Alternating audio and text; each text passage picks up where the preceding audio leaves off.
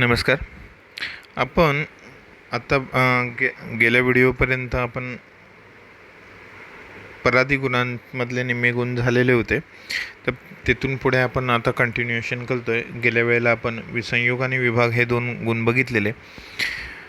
तर विभाग म्हणजे वेगळं करणे आणि पृथकत्व म्हणजे वेगळेपणा. ह्या दोघांमध्ये जमीन आसमानाचा फरक आहे. जो 2 गोष्टींना वेगळं करतो तो विभाग गुण आहे आणि जो 2 गोष्टींमधला आपल्याला फरक जाणवून देतो तो पृथकत्व हा गुण आहे. त्याच्या पुढचा जो गुण आहे तो पृथकत्व आहे.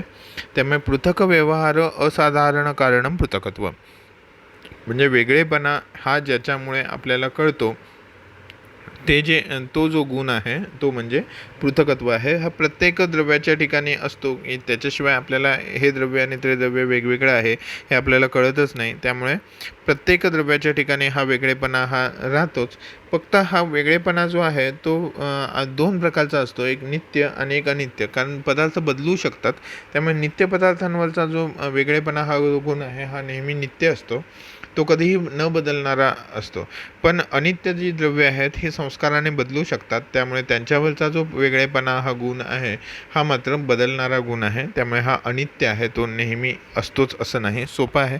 नित्य जी द्रव्ये आहेत त्यांच्यामध्ये असणारा गुण जो हा नित्य असणार आहे आणि जो अनित्य द्रव्य आहेत त्यांच्यावरचा वेगळेपणा हा जो गुण आहे तो अनित्य असणार आहे, म्हणजे फिक्स नसणार आहेत. कारण द्रव्यच बदलतं त्यामुळे त्याचा वेगळेपणा पण बदलतो. चरकाचार्यांनी मात्र पृथकत्व वर्णन करताना 3 प्रकारचं पृथकत्व वर्णन केलं आहे की असंयोगजन्य, वैलक्षण आणि अनेकता. ज्या द्रव्यांचा कधीही संयोग होऊ शकत नाही अशा द्रव्यांमधला जो वेगळेपणा आहे त्याला असंयोगज पृथकत्व असं म्हटलेलं आहे. की ते द्रव्य कधीच एकत्र येणार नाही हे माहीतच आहे. त्यामुळे त्यांच्यात म्हणजे हा नित्य स्वरूपाचा असतो. त्यामुळे हा असंयोगज पृथकत्व आहे. वैलक्षण नावाचं जे एक पृथकत्व दिलं आहे हे विजातीय पृथकत्व आहे. विजातीय म्हणजे वेगवेगळ्या 2 वेगवेगळ्या द्रव्यांमध्ये असणारं जे घट आणि पटामध्ये असणारं वगैरे असं जे वेगवेगळ्या ज्याचं कंपॅरिझन आपण एका जातीची द्रव्य नाही आहेत, म्हणजे एकाच पठडीतली द्रव्य नाही आहेत, एकाच गटातली द्रव्य नाही आहेत आणि अशा द्रव्यांमध्ये ज्या वेळेला फरक असतो त्याला वैलक्षण पृथकत्व असं म्हणायचं, विजातीय पृथकत्व. आणि दुसरं जे पृथकत्व आहे की एकाच प्रकारच्या द्रव्यांमध्ये एकजातीय सजातीय द्रव्यांमध्ये जे असणारं वेगळेपणा आहे, 2 उडदाचे दाणे त्याच्यामध्ये असणारं वेगळेपण, 2 मासे एकाच जातीचे 2 मासे यांच्यामध्ये असणारं वेगळेपण, हे जे 2 माणसांमध्ये असणारं वेगळेपण, हे जे सारखी जी द्रव्य आहेत, सजातीय जी द्रव्य आहेत त्यांच्यामध्ये जो वेगळेपणा जाणवतो त्याला पृथकत्व असं आपण म्हणतो. तर ते अनेकता नावाचं पृथकत्व आहे. त्यामुळे चरकांनुसार पृथकत्वाचे 3 प्रकार होतात. एक असंयोगज पृथकत्व, दुसरं वैलक्षण पृथकत्व आणि दुसरे अनेकता नावाचं पृथकत्व. पृथकत्व आणि विभाग हे 2 वेगवेगळ्या गोष्टी आहेत. हे समजलं असेल तुम्हाला की विभागामध्ये वेगळं करण्यासाठी म्हणजे ते पार्टिशन अशा प्रकारचं आहे आणि हे डिफरन्स अशा पद्धतीने होऊ शकतं. तर विभागामध्ये एकमेकापासून गोष्ट वेगळी करणे आणि पृथकत्वामध्ये वेगळेपणा म्हणजे कॅरेक्टरिस्टिक्स वेगवेगळे असतात. त्यामुळे तो ह्याच्यापेक्षा हा वेगळा आहे हे आपल्याला ओळखता येतं, त्याला आपण पृथकत्व असं म्हणतो आहे. तर त्या चरकाचार्याने त्याचे 3 प्रकार केलेत: असंयोगज, वैलक्षण आणि अनेकता. आणि न्यायवैशेषिकाने त्याचे नित्य आणि अनित्य अशा पद्धतीने प्रकार केलेले आहेत. त्याच्या पुढचा जो परादी गुणातला जो गुण आहे तो म्हणजे परिमाण. परिमाण म्हणजे मान आपण ह्याच्याविषयी बोललो आहे बऱ्यापैकी वेळेला की परिमाणम पुन्हा मानम किंवा मान व्यवहार असाधारण कारणम परिणामन. मोजण्यासाठी जे असाधारण कारण आहे त्याला परिमाण असं आपण म्हणतोय. प्रत्येक गोष्टीला आपल्याला मोजता येतं. एक 9च्या 9 द्रव्यांना मोजता येतं. आपण प्रत्येक वेळेला द्रव्यांचा विचार करताना, द्रव्य ही गोष्ट बघताना प्रत्येक परिमाण काय आहे, अणुपरिमाण आहे, महत् परिमाण आहे, मध्यम परिमाण आहे वगैरे अशा पद्धतीने आपण त्याचं क्लासिफिकेशन करत होतो. तर हेच जे आहे ते परिमाण म्हणजे मोजणे हा जो गुण आहे तो आपल्याला प्रत्येक द्रव्यावर अस्तित्वात असतो. न्यायवैशेषिकांनी त्याचे 4 प्रकार केलेत. एक अणुपरिमाण, एक महत्परिमाण, दीर्घपरिमाण आणि ह्रस्वपरिमाण. आता लहान, मोठं, लांब आणि लांब आणि छोटं अशा पद्धतीने जे आहे असं जे क्लासिफिकेशन आहे ते हे क्लासिफिकेशन आहे. अणु म्हणजे अणुपरिमाण, परमाणु लहान परिमाण, महत् म्हणजे मोठं भरपूर जास्त प्रमाणात. हे क्रूड परिमाण आहेत, म्हणजे बेसिक, ह्याच्याशिवाय वेगळं असू शकत नाही. तर कंपॅरिझनशिवाय अणुपेक्षा लहान काही असू शकत नाही, महत्पेक्षा मोठं काही असू शकत नाही. तर दीर्घ आणि ह्रस्व, लांब आहे आणि लांबीला कमी आहे, छोटं आहे त्याला ह्रस्व. तर अशा पद्धतीने 2 प्रकारांचं क्लासिफिकेशन इथे केलेलं आहे. हे न्यायवैशेषिकांच्या दृष्टिकोनातून आहे. आयुर्वेदाच्या दृष्टिकोनातून विचार करायला गेलं तर आपली मानपरिभाषा वेगळी आहे. त्या काळातली मागधी, कालंगी अशा पद्धतीच्या वेगवेगळ्या मानपरिभाषा होत्या. म्हणजे आपल्या वाचताना 1 तोळा, 2 तोळे, त्याच्यानंतर अंजली परिमाण, अंगुल परिमाण, ही परिमाणाची प्रकार आहेत. तर म्हणजे काय, तर द्रवद्रव्य मोजण्यासाठी कुठल्या पद्धतीचा वापर केला जातो, तर अंजली परिमाणाचा वापर केला जातो. त्याच्यानंतर घनद्रव्य मोजण्यासाठी जो माशा वगैरे, गुंजा वगैरे हे जे काही मोजलं जातं हे घनद्रव्य मोजण्यासाठीचं परिमाण आहे. त्याच्यानंतर लांबी मोजण्यासाठी अंगुल परिमाण वगैरे ह्याचा वापर केला जातो. काल मोजण्यासाठी क्षण वगैरे ह्या सगळ्या गोष्टींचा वापर केला जातो. तर कुठलीही गोष्ट मोजायची असेल तर ज्या एककाचा वापर केला जातो ते एकक वापरण्यासाठीचं बुद्धीमध्ये गुण निर्माण होतो त्याला परिमाण असं आपण म्हणतोय. मॉडर्ननुसार KG वगैरे हे जे आहेत हे घनद्रव्य, लिटर वगैरे, द्रवद्रव्य वगैरे अशा पद्धतीने अनेक परिमाणं आहेत. परिमाणाची व्याख्या वेगवेगळी असू शकते, पण त्यातनं जो आपल्याला बोध होतो तो दोनच प्रकारचा असतो, अणु आणि महत्, लहान आहे मोठा आहे, किंवा परमाणु स्वरूप आहे किंवा जास्त आहे अशा पद्धतीचा, किंवा लांब आहे, लहान आहे, अशा पद्धतीचाच बोध होतो आपल्याला. फक्त आपण त्याला एकक वेगळी देत असतो. त्या वेगवेगळ्या शास्त्रानुसार वेगवेगळ्या पद्धतीने तो वापरता येतो. आयुर्वेदामध्ये सुद्धा आपण ह्याच्यामध्ये आपण अंजली परिमाण, अंगुली परिमाण हे सगळं बघितलेलं आहे.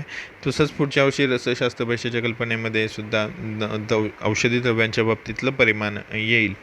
असं परिमाणाशिवाय आपल्याला गोष्टी मोजताच येत नाहीत. त्यामुळे न्यायवैशेषिकांनुसार अणु, महत्, दीर्घ, ह्रस्व, आयुर्वेदानुसार तुला, प्रस्थ, आडक, अंगुली वगैरे वगैरे वगैरे अनेक परिमाणं आहेत.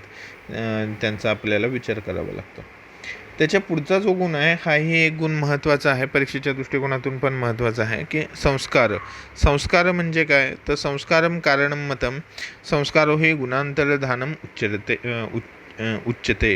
संस्कार म्हणजे काय, तर बदल करण्यासाठी ज्याच्यामुळे बदल होतो त्याला आपण संस्कार असं म्हणतो. गुणांतरधान, ज्या गुणामुळे द्रव्यांमधल्या गुणांमध्ये बदल होतो. अग्नीचा संस्कार झाला की गुणामध्ये बदल होतो. आता अग्नीचा संस्कार होतो आणि मग गुणामध्ये, तसंच जलाचा संस्कार केला तर वेगळे गुण प्राप्त होतात. त्यामुळे ज्या कुठल्या गुणामुळे बदल होतोय त्याला संस्कार असं म्हणतो. संस्कारो ही गुणांतरधानम उच्यते. ज्याच्यामुळे गुणांमध्ये बदल होतो त्याला संस्कार असं म्हणतो. आता न्यायवैशेषिकांनुसार जर विचार करायला गेलं तर त्यांनी संस्काराचे 3 प्रकार केलेले आहेत आणि त्याच्या वृत्ती पण वेगवेगळ्या दिल्या आहेत. त्यांच्यानुसार एखाद्या गोष्टीमध्ये बदल होण्यासाठी 3 गोष्टी कारणीभूत ठरतात. त्या कुठल्या, तर वेग, भावना आणि स्थितिस्थापकत्व. तर वेग, भावना आणि स्थितिस्थापकत्व हे संस्काराचे 3 प्रकार आहेत असं त्यांनी सांगितलं आहे. आणि हा वेग जो आहे, वेग कशावर राहतो, तर 4 महाभूत, पृथ्वी, तेज, जल, वायू आणि मन ह्यांच्यावर वेग राहतं. बाकी कुठल्याही द्रव्यांवर वेग हा गुण राहत नाही आणि तो वेगवेगळ्या गोष्टींसाठी कारणीभूत ठरतो. तर त्याच्यामध्ये कर्मज वेग असतो 2 आणि वेगज वेग असतो. म्हणजे म्हणजे शरीराच्या ठिकाणी जे व्हायब्रेशन्स निर्माण होतात आणि त्याच्यामुळे जे नोदन कर्म होतं त्याच्यामुळे जो वेग निर्माण होतो तो कर्मज वेग असतो. आणि त्या वेगाने त्या गोष्टीच्या पार्टवर जो वेग निर्माण होतो, म्हणजे ज्या वेळेला एखाद्या गोष्टीला आपण फिरवत असतो त्यातल्या पार्टला सुद्धा आपण फिरवत असतो, त्यामुळे त्या पार्टवर जो निर्माण होणारा गुण आहे त्याला वेगज वेग असं म्हणतात, आणि कामामुळे निर्माण होणारा जो गुण आहे त्याला कर्मज वेग असं म्हणतात. त्याच्यानंतर भावना जी आहे, ह्या भावना फक्त आत्म्यावर असते. त्या भावनेचे 2 प्रकार केलेत, एक अनुभवजन्य स्मृती अनुभवजन्य आणि दुसरं स्मृतिजन्य. अशा 2 प्रकारच्या भावना असतात असं न्यायवैशेषिकांनी वर्णन केलं आहे. आपण बुद्धी याच्यामध्ये हे 2 प्रकार घेतलेले आहेत आयुर्वेदामध्ये, जे आत्मगुण आहेत त्याला. त्यामुळे हा भावना जो स्पेसिफिक आहे तो आत्मगुणामध्ये आपण बुद्धी ह्या गोष्टीमध्ये घेतलेला आहे. स्थितिस्थापकत्व जे आहे हे फक्त पृथ्वीच्या ठिकाणी असतं, म्हणजे स्थितिस्थापकत्व म्हणजे पुन्हा पहिली स्थिती प्राप्त करून घेणे, ह्याला आपण स्थितिस्थापकत्व असतं म्हणतो. हा गुण विशेष करून फक्त पृथ्वीच्याच ठिकाणी असतो असं न्यायवैशेषिकांचं वर्णन आहे. आयुर्वेदानुसार समजा विचार करायला गेलं तर आयुर्वेदामध्ये संस्कार करण्यासाठी वेगवेगळ्या गोष्टी कारणीभूत आहेत. त्या वेगवेगळे संस्कार आहेत जे द्रव्यांमध्ये बदल घडवून आणतात. जसं तुम्हाला स्वयंपाकामध्ये भाजणे, धुणे, तळणे वगैरे, घुसळणे, अशा पद्धती अनेक क्रिया होतात. ह्या सगळ्या क्रिया काय करतात तर गुणांतर्धान करून आणतात, म्हणजे द्रव्यामध्ये बदल करून आणतात आणि मग तुम्हाला ते गुण कळतात. तर मंथन, धावन, मर्दन म्हणजे दाबणे, मळणे अशा स्वरूपाने त्याच्यामध्ये बदल होतात. धावन म्हणजे धुण्याने बदल होतो, मंथन म्हणजे घुसळण्याने बदल होतो, अग्नीचा संस्कार केला की बदल होतो, वाळवला तर बदल होतो. असे अनेक संस्कार आहेत. तर ह्यातले हे काही विशेष दिलेत की मंथन, वासन, कालामुळे पण संस्कार होतो, म्हणजे आंबा नुसता कैरी असताना काळ पलटून गेल्यानंतर त्याचा पिकतो तो. त्यामुळे प्रत्येक ज्या गोष्टीमुळे संस्कार होऊ शकतो ते त्याचे प्रकार वर्णन केलेत वेगवेगळे. त्यामुळे मंथन, धावन, मर्दन, तळणं वगैरे हे सगळे जे आहेत हे संस्कार आहेत. त्याच्या पुढचा जो गुण आहे तो अभ्यास जो गुण आहे हा अतिशय महत्त्वाचा आहे. कारण तुम्ही बघितलं असेल की सामान्य विशेष सिद्धांत जो आहे त्याच्यामध्ये काय महत्त्वाचं आहे तर त्या गुणांचा शरीराशी शीलन होणं गरजेचं आहे, म्हणजेच अभ्यास होणं. अभ्यासाशिवाय एकदा एखादी गोष्ट केली की आपल्याला अभ्यास म्हणजे अभ्यास करणे, स्टडी असा नाही याचा अर्थ. अभ्यास म्हणजे सतत भाव अभ्यासम शीलनम सतत क्रिया. म्हणजे भावांचा, म्हणजे जे कुठले भावविशेष आहेत त्यांचा नेहमी अभ्यासन होणे, नेहमी शीलन करणे किंवा नेहमी त्या क्रिया सतत करत राहणे, ह्याच्यामुळे जे काही होतं सतत करत राहणे ह्यालाच अभ्यास असं म्हणायचं. ह्याच्यामुळे त्या गुणाचा अंगीकरण होतं. विशेष करून हा गुण जो आहे हा शरीराशी संबंधित फार महत्त्वाचा आहे. म्हणजे गुरुगुणाच्या द्रव्यांचा अभ्यास आपण करत राहिलो तरच शरीरामध्ये आपल्याला गुरुगुण निर्माण होणार आहे. एकदा गुरुद्रव्य खाल्लं म्हणून शरीरामध्ये लगेच गुरुत्व निर्माण होत नाही, परमनंट गुरुत्व निर्माण होत नाही. नेहमी व्यायाम करत राहिलं तरच शरीर बळकट होतं, एक दिवस व्यायाम करून शरीर बळकट होत नाही. त्यामुळे ह्या सगळ्या गोष्टीच्यासाठी अभ्यास फार महत्त्वाची गोष्ट आहे. अभ्यास म्हणजे ह्याचे 3 पर्यायी शब्द वापरलेत ह्याच्यामध्ये की अभ्यासनं, शीलनं आणि सतत क्रिया म्हणजे अभ्यास वर्णन करण्यासाठी. तर म्हणजे काय नक्की अभ्यासनं म्हणजे काय, त्याच्यानंतर शीलनं म्हणजे काय आणि सतत क्रिया म्हणजे काय. तर एखाद्या गोष्टीची परत गोष्ट करत राहणे म्हणजेच अभ्यास. त्यामुळे ह्या 3ही गोष्टी आपण लक्षात ठेवल्या पाहिजेत. ह्यालाच अभ्यास हा गुण म्हणतो आपण, आणि ह्याच्याशिवायच आपल्या शरीरामध्ये ज्या इच्छित गोष्टी आहेत त्या प्राप्त होतात. त्यामुळे अभ्यास सतत केल्याशिवाय आपल्याला त्या गोष्टींचा उपयोग होत नाही. आता हे जे सगळे गुण आहेत आपण बघितले की जे परत्व बघितलं, युक्ती बघितलं, संख्या बघितलं, त्याच्यानंतर संयोग बघितलं, मग विभाग बघितलं, त्याच्यानंतर पृथकत्व बघितलं, त्याच्यानंतर परिमाण बघितलं, संस्कार बघितलं आणि अभ्यास बघितलं. हे जे 10 गुण आहेत हे 10 गुण हे चिकित्सेसाठी महत्त्वाचे आहेत. ह्यांना असं विचार केला तर कधी हे क्रिया वाटू शकतात, पण ह्या क्रिया नाही आहेत. तर त्या क्रिया निर्माण होण्यासाठी महत्त्वाचे जे गोष्ट आहे, जी गोष्ट असावी लागते त्यालाच आपण क्रियेचे गुण प्राप्त होण्यासाठी आपल्याला अभ्यास करणं गरजेचं असतं. मुळे गुणांतर्धान होतं, त्यामुळे मंथन ही क्रिया, ह्या क्रियेमुळे संस्कार निर्माण होतो. त्यामुळे क्रिया आणि हे गुण हे वेगवेगळे आहेत. त्यामुळे हे जे गुण आहेत हे व्यवहाराचे गुण आहेत, म्हणजे प्रॅक्टिकली व्यवहार करण्यासाठी हे गुण गरजेचे असतात. त्याच्याशिवाय आपल्याला व्यवहार करता येत नाही. आणि एखाद्या द्रव्याची चिकित्सा करायची असते त्यावेळेला आपल्याला ह्या गुणांच्या आधाराने चिकित्सा करावी लागते. त्यामुळे गुरुवादी गुण जे आहेत, पहिले जे गुण होते विषयांचे म्हणजे महाभूतांचे सार्थ गुण जे होते ते आपल्याला ज्ञान करून घेण्याची साधनं आहेत. त्या 5 प्रकारानेच ज्ञान आपण करून घेऊ शकतो. त्यामुळे ते जे गुण आहेत ते विषयांचे गुण आहेत, ते महागुण आहेत किंवा सार्थ गुण आहेत. त्याच्यानंतर गुरुवादी गुण हे द्रव्यांच्या ठिकाणी आपण जे जाणून घेतो ते गुण आहेत. त्याच्यानंतर त्यांचा वापर आपण ज्या गुणांच्या सहाय्याने करतो ते परादी गुण आहेत. आणि काय झालं की काय नाही झालं, योग्य झालं अयोग्य झालं, ह्या सगळ्या गोष्टी कोणाला कळणार आहेत? शेवटी सगळ्या गोष्टी झाल्या की आत्म्याला ह्या सगळ्या गोष्टी कळणार आहेत. त्यामुळे आत्मा कशा पद्धतीने ते जाणून घेतो ते कळण्यासाठी आत्म्याचे कोणते गुण आहेत ते कळणं गरजेचं आहे. ते ह्याच्या पुढे दिलेले आहेत, त्यांनाच आपण आत्मगुण किंवा आध्यात्मिक गुण असं म्हणतो आहे. म्हणजे स्टेजेस बघा, कॅटेगरायझेशन जे केलं आहे ते सार्थ गुण, गुरुवादी गुण, परादी गुण आणि आत्मगुण. तर इंद्रियांद्वारे कशा पद्धतीने जाणून घेतो, तर 5 पद्धतीने आपण जाणून घेतो. ते पहिल्यांदा सार्थ गुण म्हणून सांगितले. कशाला जाणून घेतो, तर द्रव्यांना आपण जाणून घेतो. त्या द्रव्यांचे गुण वर्णन केले, गुरुवादी गुण. त्याच्यानंतर ह्या गुणांचा आपण कशाच्या आधाराने वापर करणार आहे, तर त्याच्यासाठी म्हणून परादी गुणांचं वर्णन केलं. आणि आता हे जे सगळं झालं आहे ते सगळं झालेलं योग्य झालं आहे नाही झालं आहे हे आपल्याला कळतं. ते कोणाला कळतं, तर आत्म्याला कळतं. म्हणून आत्म्याचे गुण आता वर्णन करत आहेत की केलं आहे ते बरोबर झालं आहे नाही झालं आहे, त्याने आपल्याला चिकित्सा सिद्ध झाली नाही झाली, त्याच्यातनं आपल्याला सुखप्राप्ती झाली नाही झाली, बुद्धीच्या आधाराने आपण ते वापर केला का, केलेल्या गोष्टीचे बुद्धी संस्कार म्हणून स्मृती स्वरूपात आपल्याला बुद्धी निर्माण झाली का, त्या स्मृतीच्या आधाराने आपण अनुभवाद्वारे स्मृती निर्माण झाली का आणि स्मृतीद्वारे आपण परत त्याचा उपयोग केला का, त्या क्रिया करण्यासाठी आपल्याला चिकित्सा सिद्ध झाली तर आपल्याला सुखप्राप्ती होते, चिकित्सा असिद्ध झाली तर त्याला दुःखप्राप्ती होते. चिकित्सा करण्याची इच्छा निर्माण होते शरीरामध्ये. त्याच्यानंतर जर द्वेष निर्माण होतो, आपण चिकित्सा करण्यासाठी प्रेरणा निर्माण होते आत्म्यातनं, तो प्रयत्न आहे. त्यामुळे हे बुद्धी, सुख, दुःख, इच्छा, द्वेष, प्रयत्न हे आत्म्याच्या ठिकाणी असणारे गुण आहेत.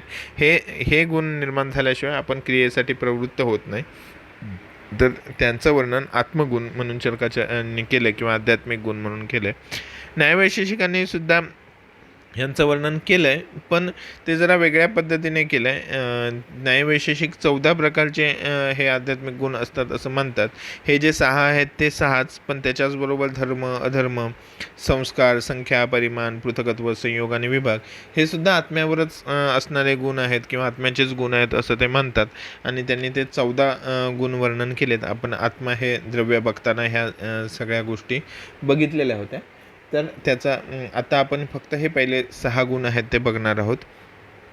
त्याच्यानंतर मग आपण बाकीच्या गुणांचा एकत्रित विचार करू. तर पहिला जो गुण आहे तो म्हणजे बुद्धी. बुद्धी म्हणजे सर्व व्यवहार हेतु गुण हा बुद्धी ही ज्ञानम. बुद्धीच म्हणजे ज्ञान, आणि जे सर्व व्यवहाराचं कारण आहे ते म्हणजे ज्ञान.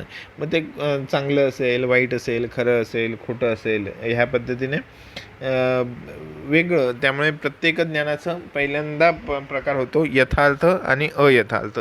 तर आपण मॅक्झिमम प्रयत्न कशासाठी करतो, तर यथार्थ बुद्धीसाठीच, यथार्थ ज्ञानासाठीचाच प्रयत्न करतो. त्यामुळे बुद्धी जो आहे हा आता ह्याच्यामध्ये वृत्ती हे येणार नाही आहे, कारण काय हे वृत्ती ह्या सगळ्यांची एकच आहे, तो म्हणजे कुठली, ह्या 6 गुणांची ते आत्मा ही वृत्ती आहे. तर ही वृत्ती म्हणजे आत्म्यावरच असणारे हे सगळे गुण आहेत, म्हणून त्यांना आपण आत्मगुण म्हणतो. तर ह्याचे प्रकार 2 प्रकाराने केलेत, एक यथार्थ आणि अयथार्थ, आणि दुसरा स्मृती आणि अनुभव.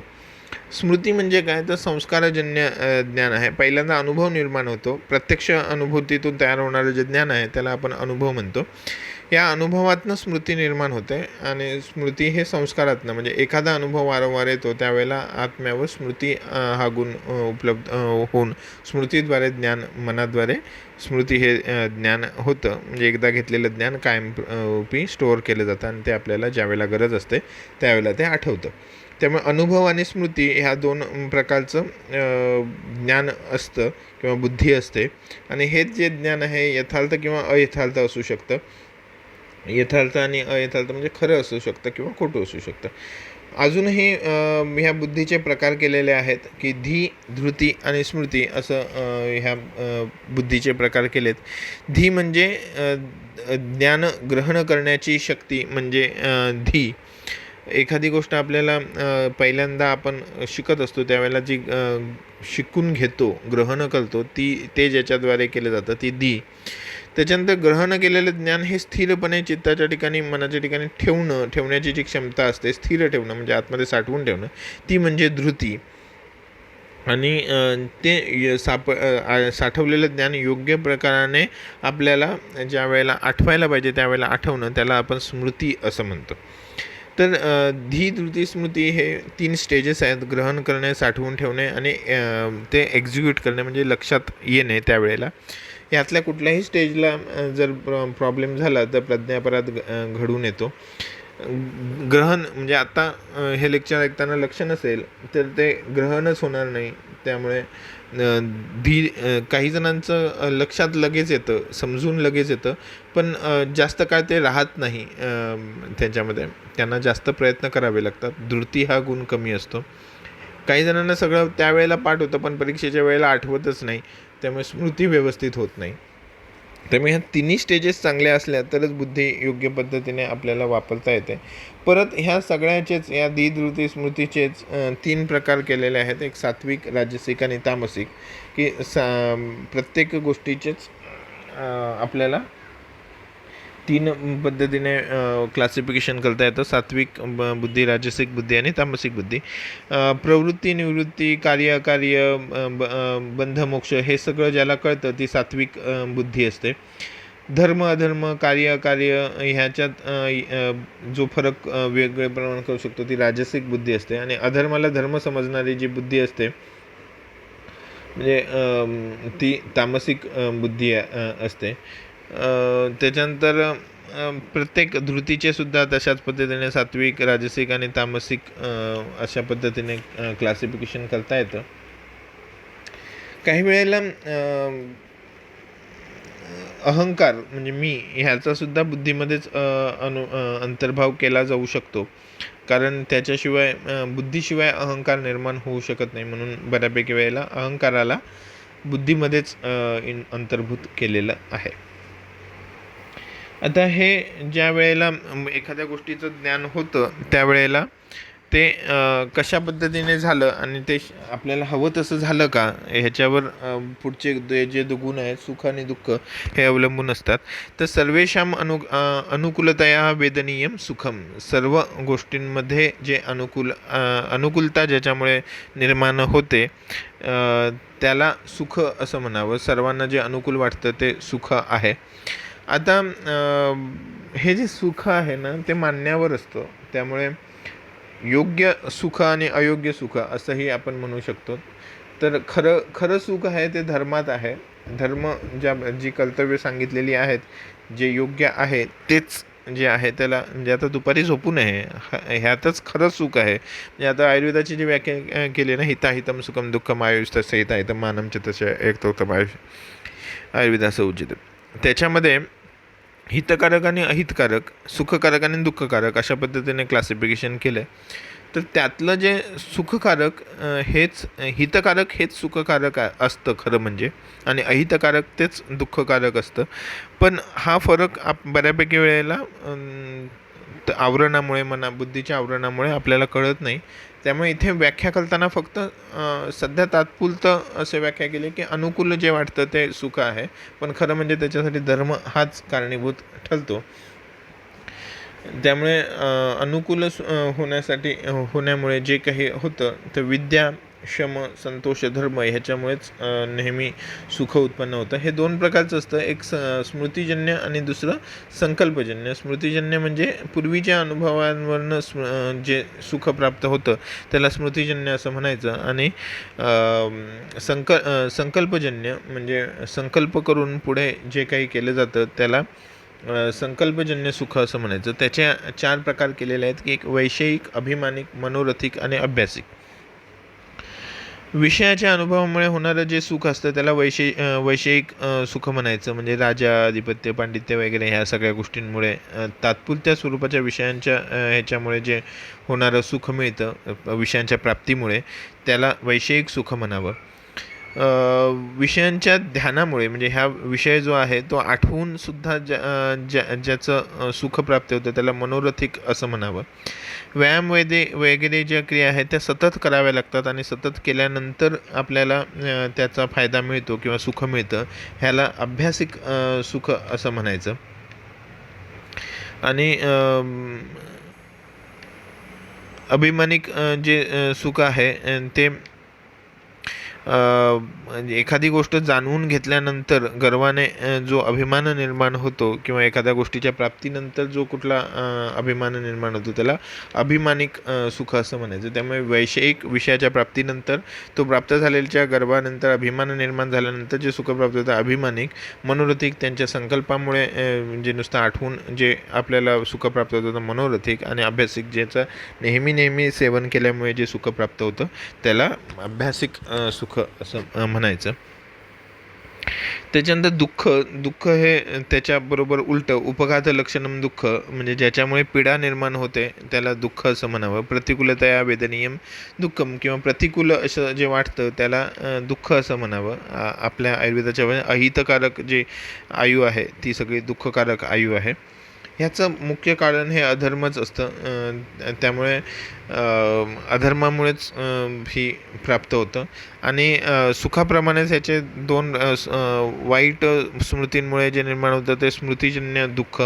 त्याच्यानंतर दुसरा जो प्रकार आहे तो म्हणजे कुठला, संकल्पजन्य. त्याच्यामध्येही तसेच 4 प्रकार होतात, वैषयिक, अभिमानिक, मनोरथिक आणि अभ्यासिक. विषयांची प्राप्ती नाही झाली म्हणून होणारं जे दुःख आहे ते वैषयिक.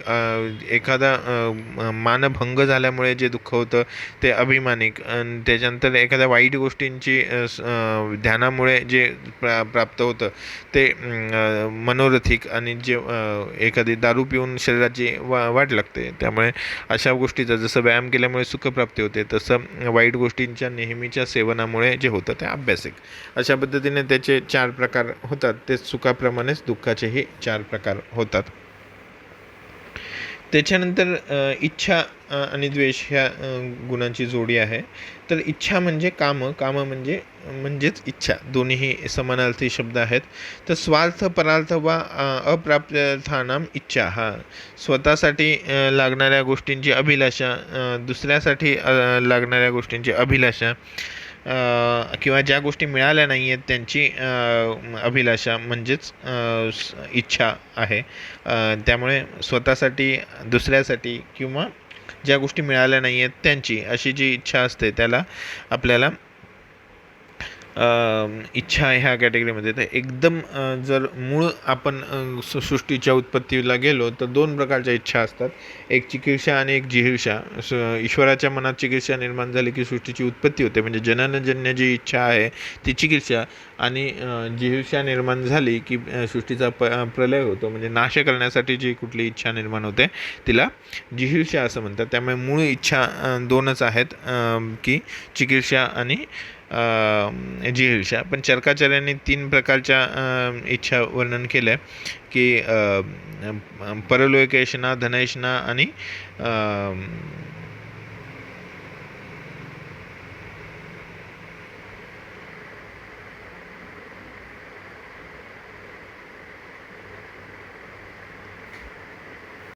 तर इच्छांचे अनेक प्रकार होतात. कामेच्छा म्हणजे मैथुनाची इच्छा, अभिलाषा, भोजनाची इच्छा, राग, कारुण्य, संकल्प, वैराग्य, उपदा, भाव, निर्माण करण्याची इच्छा, नष्ट करण्याची इच्छा, अनेक इच्छा आपण त्याला अनेक गोष्टींमध्ये क्लासिफाय करू शकतो. त्यामुळे इच्छा ह्या अनेक प्रकारच्या असतात. त्यामुळे कामेच्छा, धनाची इच्छा आणि परलोकेशना म्हणजे मृत्यूची पुढे मोक्षाची इच्छा, ह्या 3 इच्छा सगळ्यात महत्त्वाच्या. सृष्टीची उत्पत्तीचा विचार केला तर चिकित्सा आणि जिहिषा ह्या 2 प्रकार महत्त्वाचे आहेत. तसाच द्वेष आहे. द्वेष म्हणजे क्रोध. त्या क्रोधो द्वेषः प्रज्वलनात्मको द्वेषः. जी गोष्ट मिळाली नाही की मग म्हणून जो निर्माण होतो, संताप होतो, त्याला दुःख असं म्हणावं.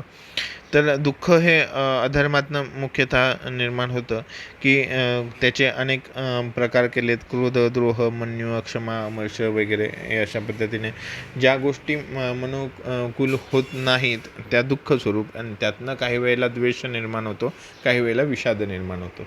तर द्वेष म्हणजे एखादी गोष्ट न करण्यासाठीची इच्छा निर्माण होणे किंवा क्रोध निर्माण होणे, अशा अनेक प्रकाराने द्वेष आपल्यासमोर येतो. तर हा द्वेष हा सुद्धा आत्म्याच्या ठिकाणी असणारा गुण आहे. आणि शेवटचा जो गुण आहे तो म्हणजे प्रयत्न.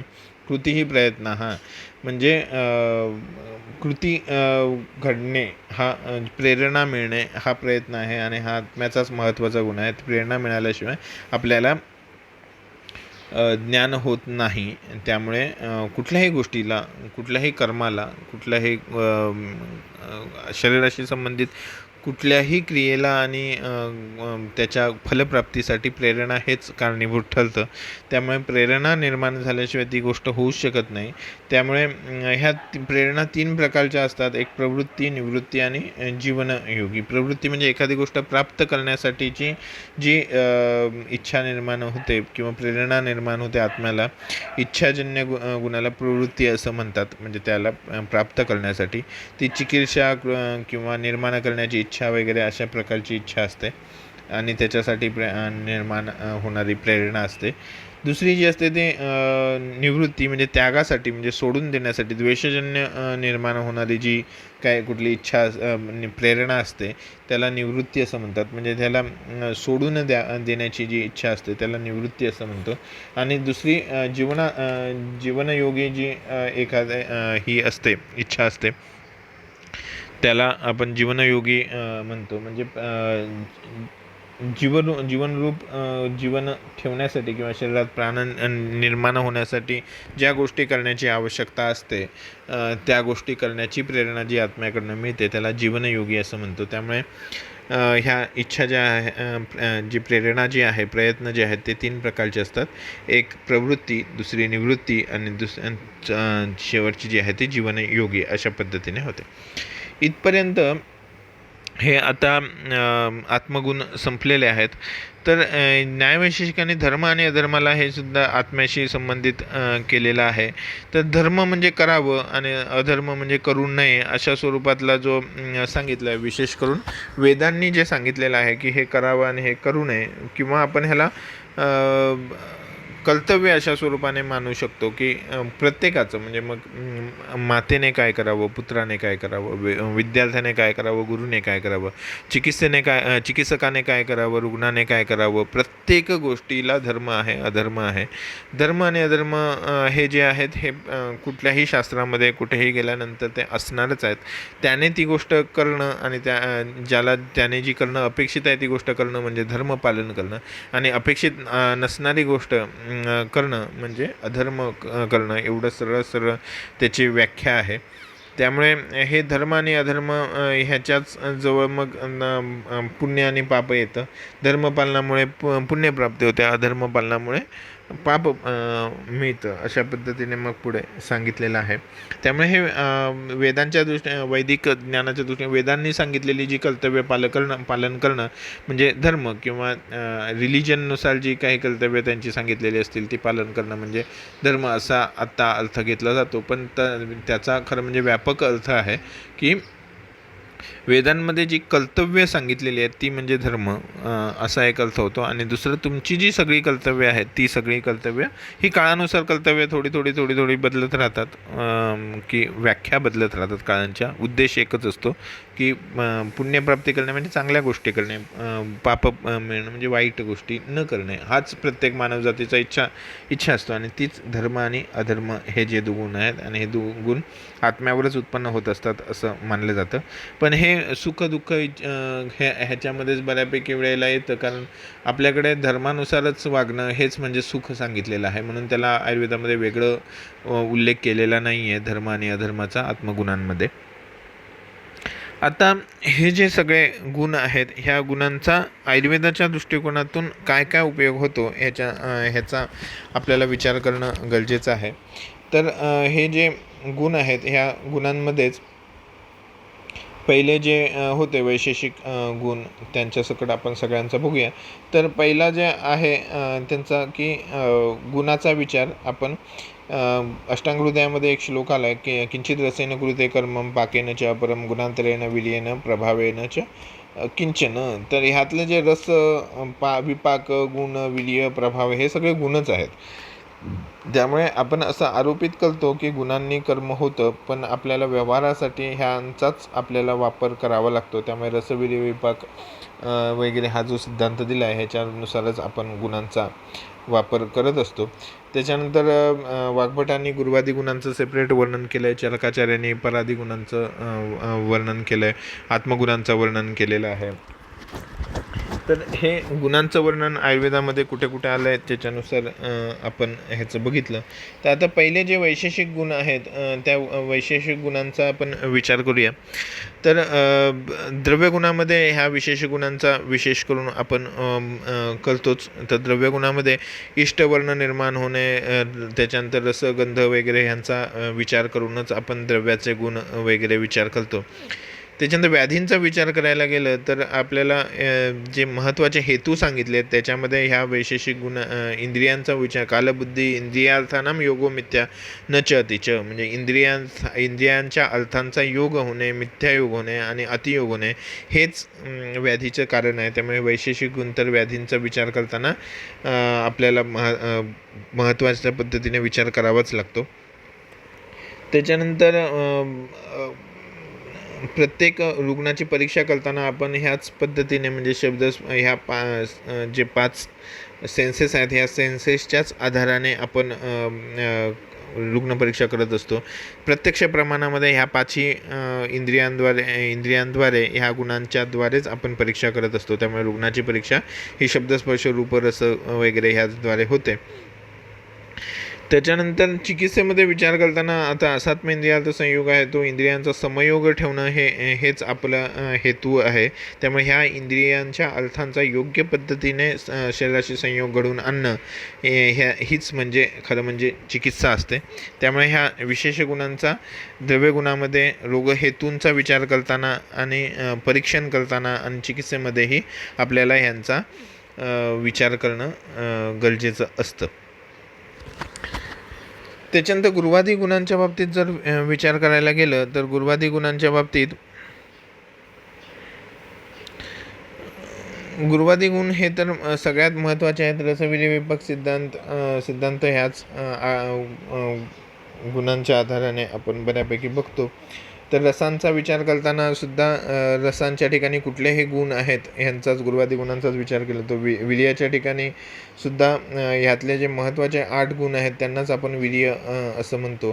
त्याच्यानंतर विपाक हे सुद्धा रसच आहेत, त्यामुळे त्या रसाच्या ठिकाणीच कोणते गुण आहेत याचा आपण विचार करतो. आणि प्रभाव हे सुद्धा सूक्ष्म स्वरूपात गुणांवरच अवलंबून आहे ॲक्च्युली, फक्त त्याचा आपल्याला विचार करता येत नाही म्हणून आपण त्याला प्रभाव असं म्हणतो. तर शरीरामध्ये कुठल्या गुणांमध्ये बदल झाला आहे त्याच्यानुसार आपण दोषांचं ठरवतो. दोषांचे गुणवर्णन करताना सुद्धा त्यांचे गुण जे आहेत ते ह्या गुरुवादी गुणांच्याद्वारेच वर्णन केलेले आहेत. प्रत्येक शरीरभावाचं वर्णन करताना हे गुरुवादी गुणांच्याद्वारेच आपण ठरवतो. द्रव्यगुणाच्या बाबतीत विचार करताना प्रत्येक जी द्रव्य आहेत त्यांचं गुणवर्णन करताना ते गुरु आहे, लघु आहे, सूक्ष्म आहे, विशद आहे, खरं आहे, अशाच पद्धतीने त्याचे गुणवर्णन करतो आणि त्याच आधाराने आपण चिकित्सा करतो. औषधी निर्माण करताना त्याच्यामध्ये गुरुत्व निर्माण करणे, लघुत्व निर्माण करणे, अशा पद्धतीने आपण त्यांचा विचार करूनच आपण त्याच्यावर संस्कार करत असतो औषधी निर्माण करताना.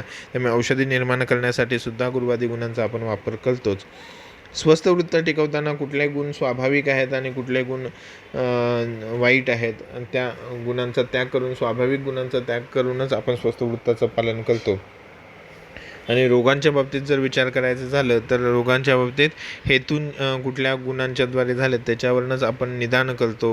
त्याची चिकित्सा करताना सुद्धा तशाच पद्धतीच्या गुणांच्या आहाराचा आपण किंवा औषधांचा वापर करतो चिकित्सा करण्यासाठी. त्यामुळे आणि म्हणजे आता जिथे गुरुगुण वाढला आहे तिथे लघुगुणाचा वापर करतो. जिथे वात वाढलाच तो वृक्षगुणाने वाढला आहे की चलगुणाने वाढला आहे. वृक्षगुणाने वाढला असेल तर स्निग्ध गुणाचा आपण चिकित्सेमध्ये वापर करतो. अशा पद्धतीने आपण हे प्रत्येक गुण डिस्कस केलेलंच आहे. त्याच्यानंतर सगळ्यात महत्त्वाचे जे सांगितले ते आपल्या दृष्टिकोन चिकित्सेचे सिद्धी उपाय म्हणून जे सांगितले ते म्हणजे परादिगुण. या गुणांच्या आधाराने चिकित्सा केली जाते. हेही आपण प्रत्येक गुण बघत असताना त्याचा विचार केलाच आहे की युक्ती हा त्यातला सगळ्यात महत्त्वाचा आहे. आणि ही युक्ती जी आहे हे द्रव्यांचं परत्व आहे का, संख्या, किती प्रमाणात दोष वाढलेत, काय वाढलेत, परिमाण, संख्या, त्यांचा शरीराशी असणारा संयोग, विभाग, त्याचा शरीरावर होणारा संस्कार करण्यासाठी लागणारी सतत क्रिया, ह्या सगळ्यांचा चिकित्सेमध्ये वापर करतो आपण. त्यामुळे हे प्रत्येक गुण डिस्कस करताना आपण केलेलंच आहे.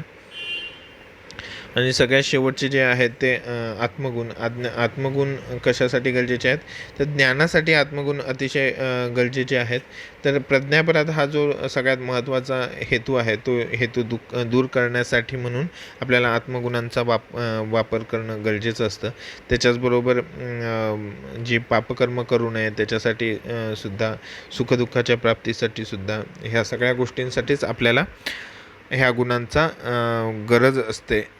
अशा पद्धतीने आपण प्रत्येक गुण वर्णन करताना ह्या सगळ्या गोष्टी बनलेल्याच आहेत. त्यामुळे लिहिताना एखादा जर कुठला गुण आला तर त्याच्यामध्ये आपण सांगितलेले हे सगळे मुद्दे त्याच्याबरोबरच आपण आयुर्वेदामध्ये त्याचा काय उपयोग आहे हे सुद्धा लिहिणं अपेक्षित असतं. कारण रादर तोच उद्देश आहे की आयुर्वेदामध्येच आपल्याला ते कसे वापरायचे आहेत हे शिकण्यासाठीच आपण पदार्थविज्ञानामध्ये गुण शिकतो आहे. इथे आपला हा गुण चॅप्टर संपतो आहे. त्यामुळे इथे आपण थांबूया.